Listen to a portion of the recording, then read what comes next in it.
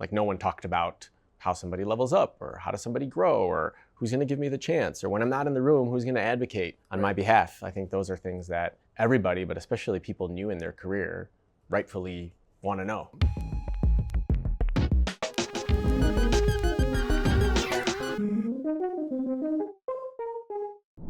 So what do you think we could do in our space? You walked in to the office building. You got out of an Uber. That's right. You walked in the door. You walked through a hallway. You came in here. Mm-hmm. If I was putting my strategy hat on, I really wanted to level it up. I guess what would I do there? All right. Notes. I was greeted by a team member from the studio, which was awesome, right? Okay. To be That's a met good by thing. a person right off the bat. I didn't have to wander around the space lost. So right there, greeted, walked in, warm welcome from the whole team. It wasn't like these people are production, don't talk to them. It's just you, right? Like, Well, don't talk to Demian. That's definitely, there is a rule. I think we have it even on a sign somewhere. but a chance to meet everybody and, get comfortable, relax. A beverage, a little pre-conversation, like all of those things are, maybe they feel like that's just what you do when you're running a production, but each one of those is a touch point that could be designed, right? You can be intentional about it or just sort of throw it away. And I think when you're on purpose about every one of those, large and small, you end up getting a better experience for the person who's, I've never been in this space. I don't know the first thing about how this is going to go, but I'm at ease because of how I was welcomed in the space and oriented and sort of brought to the seat, right? So no notes. No notes? Oh, we nailed it, guys. Slow clap. I have a friend who runs a company and they do events for like weddings and bar mitzvahs and corporate events, all kinds of stuff. And when he brings clients in, he literally he injects the smell of cookies. That's so smart. Yeah, one of the things that I was excited about transitioning from tech into the physical environment architecture is that you use all the senses, right? When you're designing for tech, you're kind of different sized rectangular pieces of glass, right? That's the form factor. And maybe there's haptic, maybe there's some sound.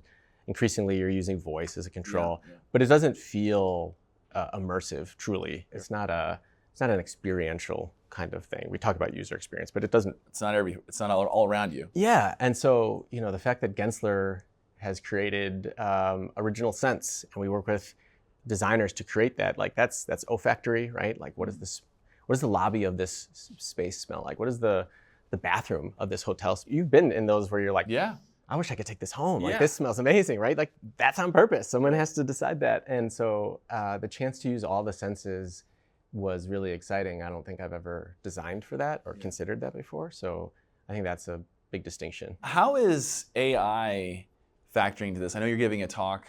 AI is changing everything, but is it change in the workplace in terms of design, in terms of the actual, all the senses? Right. Does that factor in to the workplace design anyway? There's the tooling that we use to design those things, right? We can rely on algorithms to help us find patterns in large amounts of data, right? Let's say we surveyed 10,000 employees about what they want in their future workspace. Poring over 10,000 survey results is a lot. Yeah. But you could use AI to help you find patterns and begin to synthesize that, right? And then take that and have deeper dive one-on-one interviews to sort of validate, like, is that true or not, right? Sure. But I also think it's changing the everyday interactions we have all the time, right? Like the fact that we're using this to record our meetings and transcribe those notes and give people their tasks and to-dos, and the fact that the starting point for a lot of companies that are interested in implementing AI in workflows tends to be entry-level positions, which by default tend to be a little more repetitive, a little more production-focused. And those will be the first ones that I think organizations will say, well, surely we can automate that part. Like, I don't know if we need human beings involved in that, which makes sense from a efficiency gains standpoint, but I think calls into question, like, how is any junior person going to get the reps they need? How do you build them? Yeah. You take out that whole body of work. Yeah. So these are questions that still loom large for the modern workplace. Is like, it can't only be conversations about speed and efficiency. Right. Those are like near term, and I think people get excited because that seems like just easy, quick wins. Make some more bucks. But I think we have to have the conversations about what comes after that. Those are more interesting. Well, it's such a good segue into what I want to talk to you about, which is mentorship for young people. Yeah. I guess just introduce me to the project that you're working on. What is it called, and why did you start it? Yeah. Okay. So the project we're talking about is Strength in Numbers. The idea being that if there are more great leaders out there, that kind of levels everybody up. And you had mentioned even before we sat down to chat, there's plenty of places when you're starting out to get good at the things unique to your job, whether that's design skills or technical skills, but a whole lot less time is spent helping you develop as a leader. And then when you get out, unless somebody kind of takes you under their wing and guides you, or you invest just on your own, right? It feels like it's luck almost. It does, which is... Who are you around, and who did you just happen to be next to? That's right. And I think it's kind of risky to put the future of your organization in terms of leadership in the randomness of just proximity, to your point. Right. Like who you happen to be around ends up defining your leadership style or your philosophy on leadership. Great if it works out and you find somebody awesome by chance. Really risky if you're left to just kind of figure that out. And the last thing you want is like a reluctant leader, someone who feels like, well, I guess I'll take on some direct reports because at my job, I see that as the only path for growth is like being a manager. So sure. I only want to be led by people who are born for this, right? Who love leading people, who see that as their calling, who invest the time and effort into to continuously improving at it. I don't want to be led by somebody who is like, well, this is my only chance for growth, is to then mentor these other people. Does it feel great? Right. So the whole idea is, if I've learned anything in the last 20, 25 years of working, and I'd say the last 15 of those have been in leadership positions, and I can pass that along to someone else, and it helps them lead their own teams, then we're starting to be more intentional and consistent about it. And if that helps somebody, super. But beyond that, personally, was there something that like happened to you or with you, or like that really motivated you, inspired you enough to actually go, I'm going to go start this thing. It's going to call Strength in Numbers, and we're going to go do a thing. It's not just going to be like, I'll just be a better mentor tomorrow.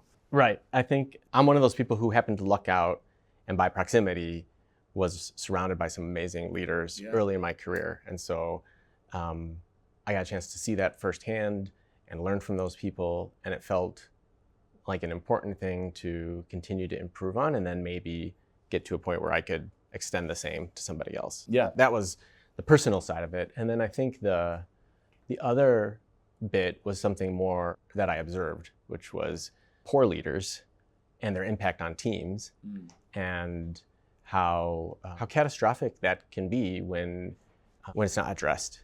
Sure. And so part of it is kind of getting out ahead of that to say, hey, let's save us all the pain and suffering of bad leadership. Part of it is saying, let me give back to an industry that I've learned a ton from.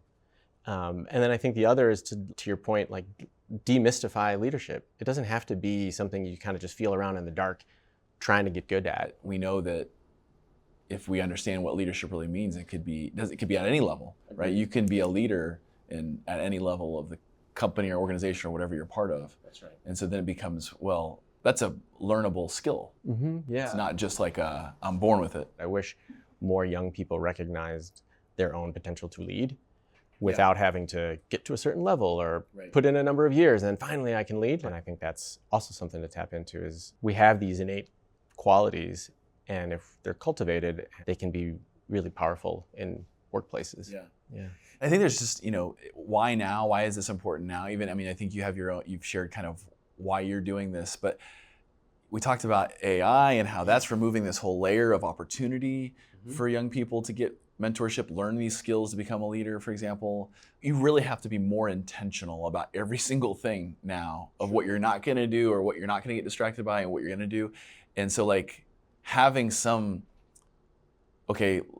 make the decision, like I'm going to seek out mentorship and I'm going to learn how to understand what even mentorship should look like for me, and vice versa. I'm going to go help somebody through mentorship. Like now it's an intentional thing. It's not going to happen as organically as it used to. Yeah, and maybe it was always intentional, but the fact that we have AI and some of these other forces at play expose just how good you got to be at it for it to Yeah. work. Do you want someone to advise you, which is pretty prescriptive? Like, Yep.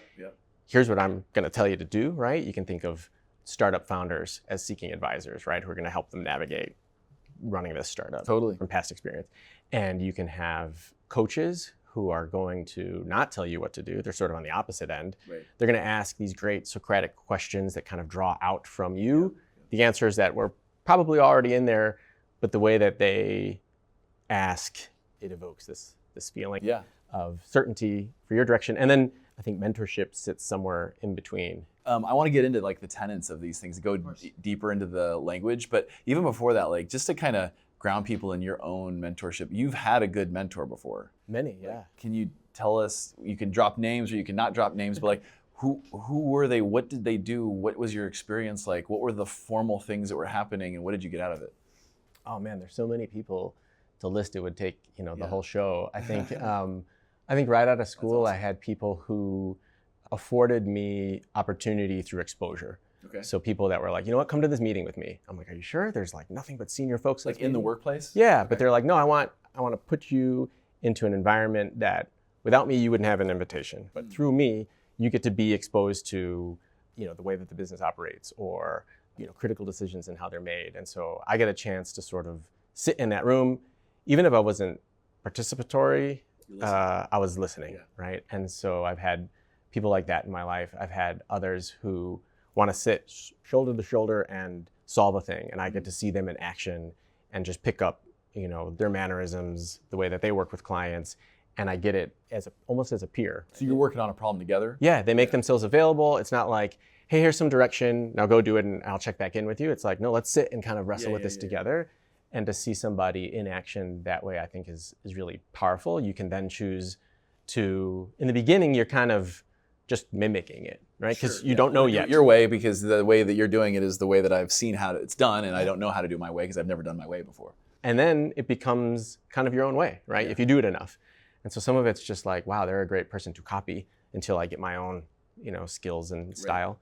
And then I've had like actual coaches that I'd paid money for access to for an extended period of time, a year or more.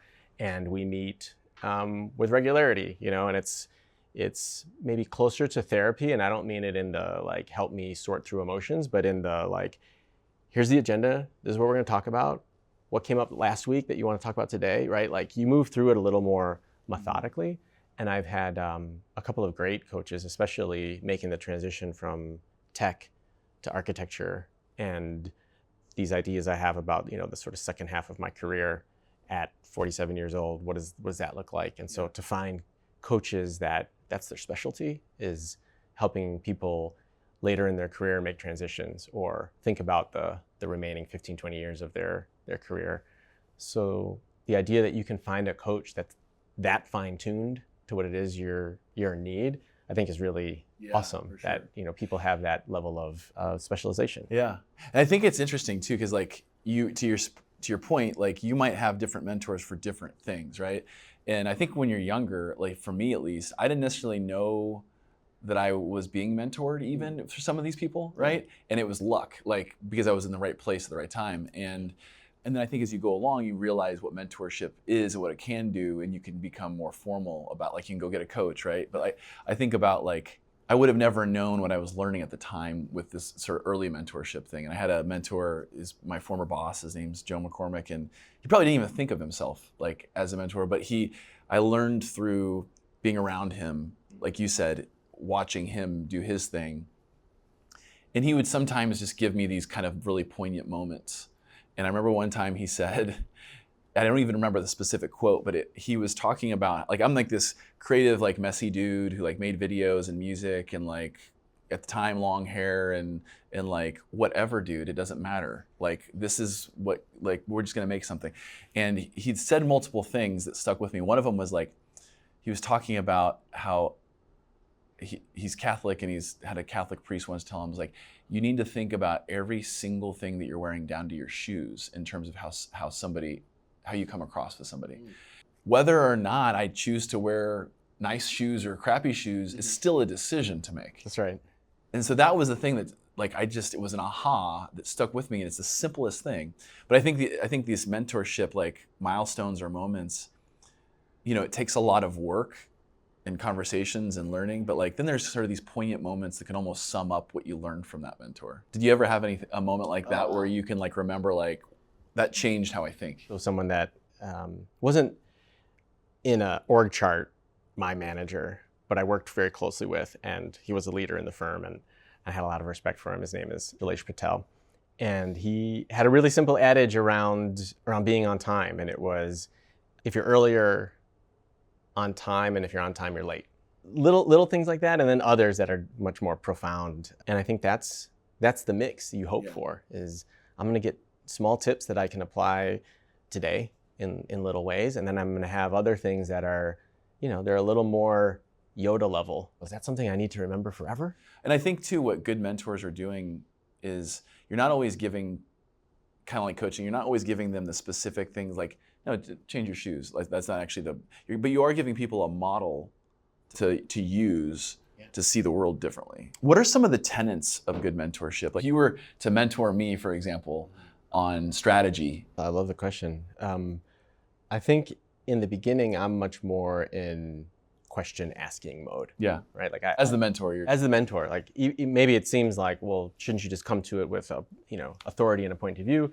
And I think for it to work well, to know that we're a good fit, I've got to ask a lot of questions, and not like interview, but just, what are you struggling with? What's most challenging right now?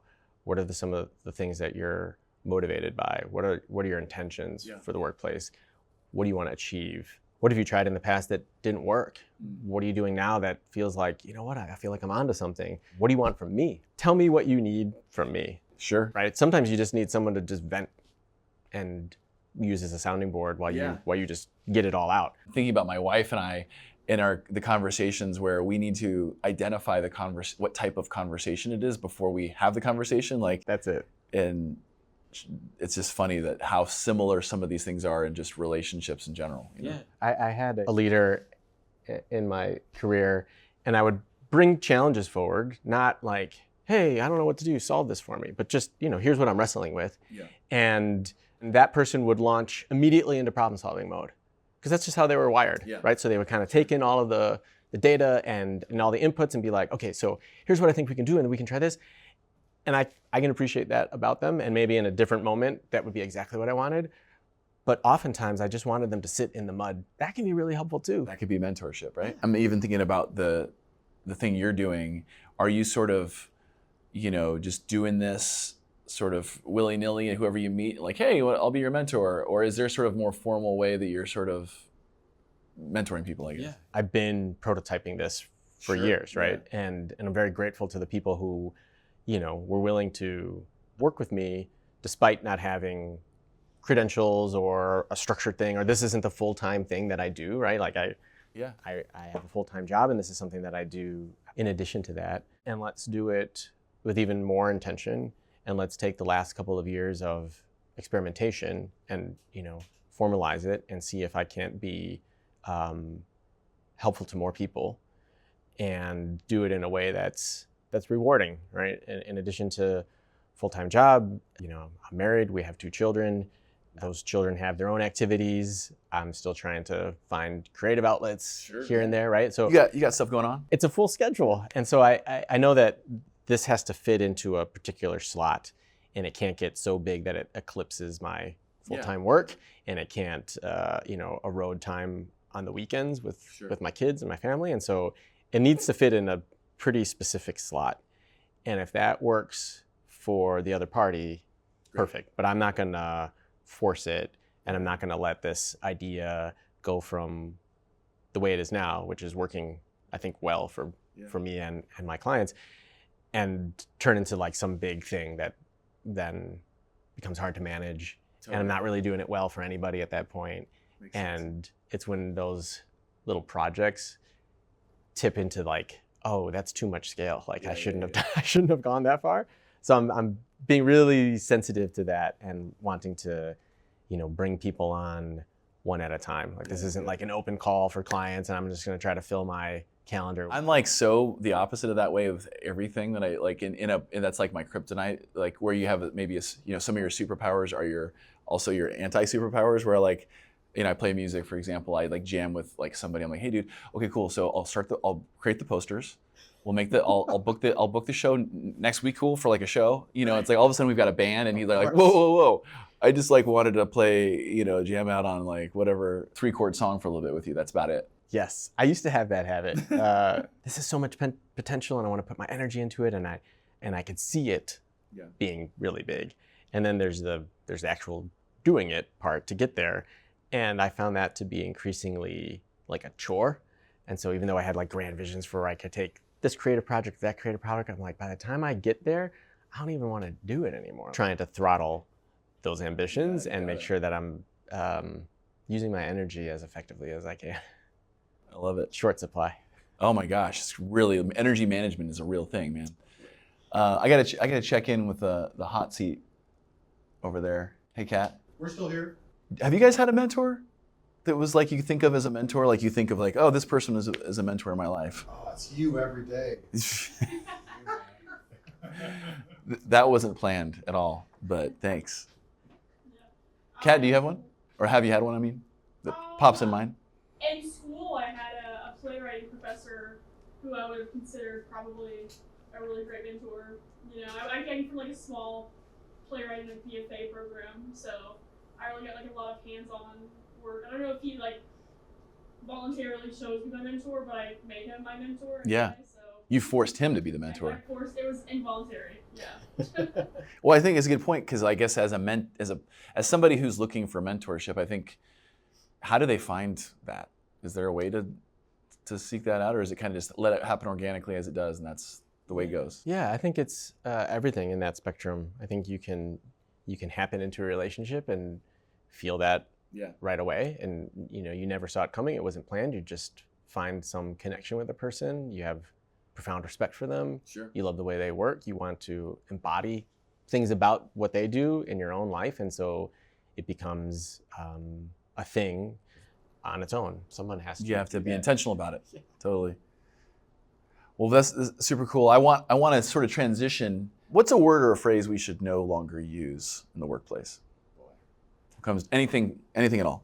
Yeah. What comes to mind? I have a colleague, industry colleague, Joseph White, who said, there's a lot of consultants and people who are talking now about having a future-proof workplace. It's like a rejection of the future and change and evolution and like resisting an inevitability, right? What's coming.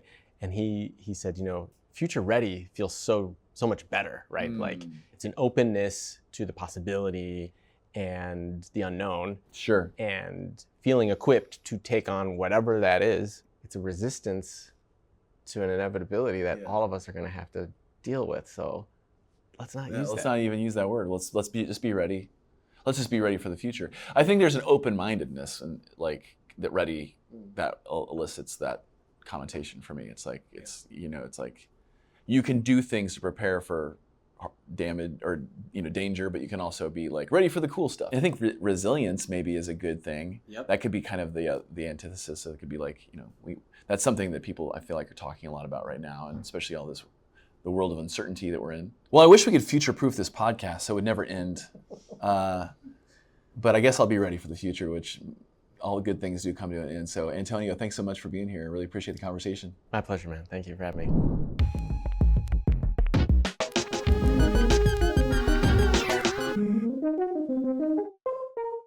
El Fango.